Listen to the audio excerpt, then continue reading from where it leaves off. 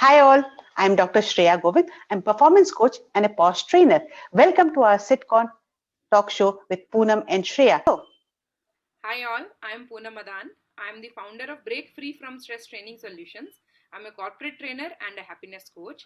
I would also like to welcome you all to our talk show, Sitcon with Poonam and Shreya. Now we are discussing regularly some new techniques which can be used effectively to improve your productivity and enhance your performance, not only in professional area but in your personal area as well. Well, So, last episode we discussed a very effective technique, and we have got a really good feedback. People are using that technique, and that was the urgent and important metrics. And in today's episode, we are going to discuss in regard to Pareto principle, or we call Pareto analysis as well. Right, Shreya? right. And this Pareto principle, it was the term or the principle was firstly coined by Italian economist Vilfredo Pareto. Okay, great. So that Italian economist have given us a very great Pareto principle. He introduced it by analyzing the land ownership in Italy.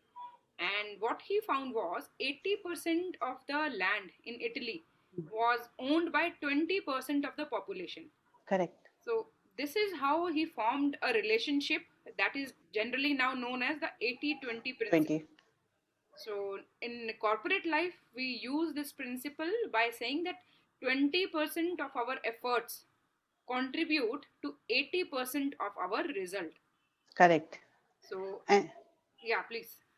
and for work and time management, this Pareto principle, it means that if you want to make the most of your time, you need to know typically what 20% of your activities and tasks are so critical that it contribute to 80% of the total success or effort of your whole work. So, if we are able to identify those 20% of the task which are contributing to 80% of our overall output, just see how easy it will become for us to focus and concentrate and to get the better results. Correct. So I feel this principle can be used very easily, and we all in personal life also would have experienced it. Like Shreya, I would like to add that when I open my wardrobe, so generally what happens is if you see me daily basis, I almost wear the same clothes. Though my wardrobe is full of so many clothes, but when I have to wear the clothes, I only pick up only those selected few items. So out of all those clothes which are filling only my wardrobe, Hmm. 20% are those which are actually satisfying me. Correct. Again, Correct. 80-20 principle is applying on our wardrobe as well, isn't it? Correct, correct. And Poonam, I want to give you my late example. Just it happened few days back. I had to buy a new phone. You know why? Because my phone memory was full. Then I realized it there also this 80-20 principle applies. We have so many apps, 40, 50 apps. But do we use all these 40, 50 apps? No. We use maximum 10 to 12 or 15 apps on a daily basis. But those apps, if I could have removed, my space could have got free. But I did not. I went and bought a new phone. So there also this 80-20 principle applies. Exactly. Instead of opening a new app or new phone, I could have deleted the old apps which I was not using. Exactly. Our this way, if we are able to identify the task during our day, those 20% essential tasks, they should only occupy our mind instead of the other 80% which are only there to fill our mind, but they are Hmm. not contributing to our It- outcome or any result. Correct. And here, just same thing. If we apply what you said that 20% which is filled in our mind, if we use this principle in our personal life to eliminate unproductive thing and Right. make way for productive things in our life, you see the drastic change it will happen. Right, true. So I think this principle will definitely help to identify those essential tasks and to make the priority list on such a basis that we will focus mainly on the 20% topmost priorities, Hmm. and the later 80%, even if we don't want to focus, we can easily delegate to others, Correct. isn't it? So this can help in delegation as well to identify such tasks which can be delegated easily. So planning and delegation. Right. So the focus should be on the 20%. And when we talk on about phone, if you just check your phone memory, there are so many contacts in the contacts list, right? But if you just see how many of them you have been interacting with, hardly 20% of the entire Yeah, contact list, right? So this applies to our friends as well. You correct. can make a long list of friends, but out of that long list, only 20% of those friends are there always when you need them, or who are responsible, who are helping you for your happiness and joy. Correct. Definitely Correct. applies there as well, right? And when we say 20%, Shreya, I don't think that it is necessarily 20% only. The figure can be 15% also, it can be 30, 70, 30 also, it can be 85, 15 as well. But But it is basically the range we are talking about. right. So we just want to say that it's the smallest proportion which you have to identify out of the entire population. So with the same thing, I just want to add one more example. See, during this lockdown, everybody was doing their own work at home, and I was thinking about how to reduce weight and all. So someone said, "Yeah, you should stop eating food." Someone was saying, but when I got to know, it's not about stop eating anything. It's about eating those unnecessary things. And what is that unnecessary thing? Those 20% of unnecessary things, which is affecting the 80% of my health. What Right. are those unnecessary things? This fatty foods, these chips and all the sugary, the sweet foods. Meaning, these only constitute 20%, but it is affecting 80% of our health. True. So focusing on the 20% and how we can use this in business actually, as if you just check it out, 80% of the revenue of a company is generated by 20% of the prominent customers. Correct. So most companies have a list of those 20% customers who are contributing to their revenue to a greater extent. And those 20% customers or clients, they we should focus on those 20% to retain them and to have a better relationship with those 20%. I'm not saying that with the rest of the 80% clients you should not focus, but most of the energy should be focused on these 20% clients. And one of Correct. my friend recently opened a restaurant, and she also shared with me regarding this 80-20 principle as well. She said that I could see that during the entire full day, morning she used to open by 10 o'clock until night Hmm. 10 o'clock, but full day she was not getting so many customers. So during the entire day there was only 2 to 3 hours when she used to get a rush of customers at her place.